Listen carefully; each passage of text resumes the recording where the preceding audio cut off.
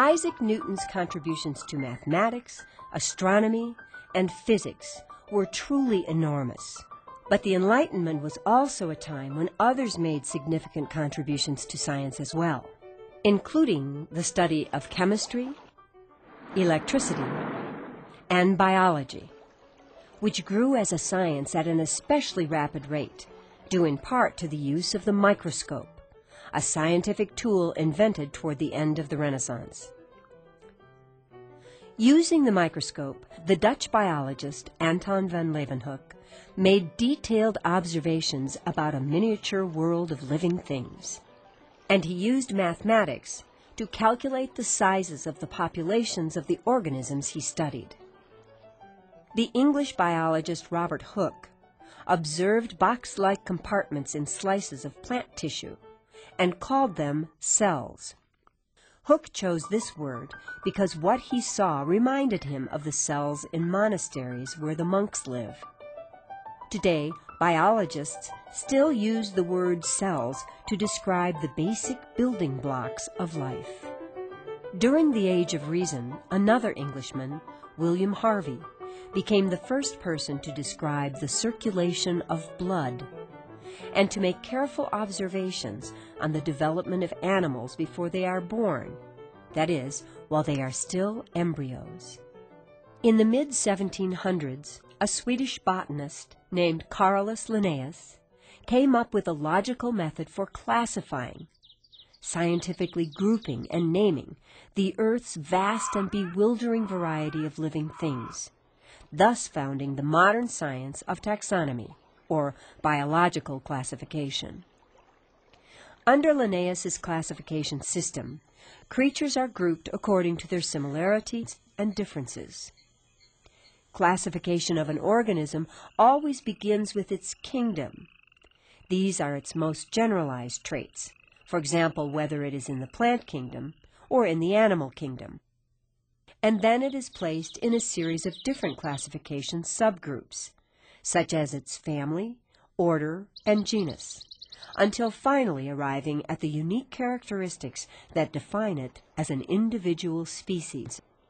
Linnaeus's basic system of biological classification is still in use today, and although it is constantly undergoing changes, it has proven to be a useful tool over the centuries in helping biologists understand the complex relationships that exist among living things.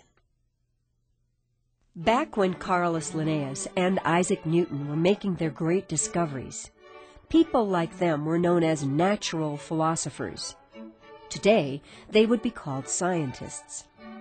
Philosophers are people who seek wisdom or knowledge. During the Enlightenment, while natural philosophers sought to understand natural things, such as the motion of the planets or the behavior of microscopic organisms, other philosophers concentrated on the mind, political subjects, and other more abstract concepts as well. One of the most important philosophers to focus on political subjects was an Englishman named John Locke, who lived from 1632 to 1704. Locke believed that the power of a government to rule must come from the consent of the governed. In other words, that people should be able to choose who governs them.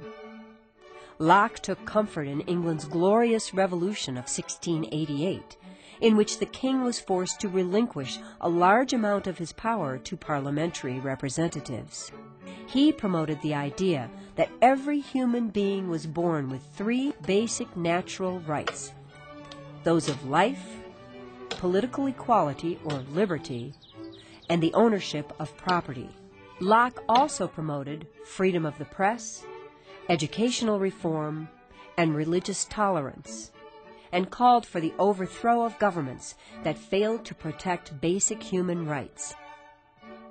In France, several great Enlightenment philosophers wrote passionately about human rights and democracy as well. French philosopher Voltaire, for example, championed the idea of freedom of speech with his famous statement, "I disapprove of what you say, but will defend to the death your right to say it." While another Frenchman, Montesquieu, called for a complete separation of powers to maintain balance in government, which was to be accomplished by creating separate legislative, executive, and judicial branches of government. Nearly all philosophers of the Enlightenment era wanted to see a strict separation of church and state as well, for they realized that mixing government and religion was almost always a recipe for disaster. The Enlightenment philosophers themselves were usually deists, people without traditional religious beliefs, who believed in what they called nature's God. That is, in an all-powerful spiritual force that had created the universe and everything in it, but then left it alone. The ideas of the Enlightenment philosophers were deeply admired by the leaders of both the American and French revolutions. In fact, Thomas Jefferson fell back on them time and time again when he was composing the Declaration of Independence, as did the framers of the United States Constitution when they worked out a plan of government for the new American democracy.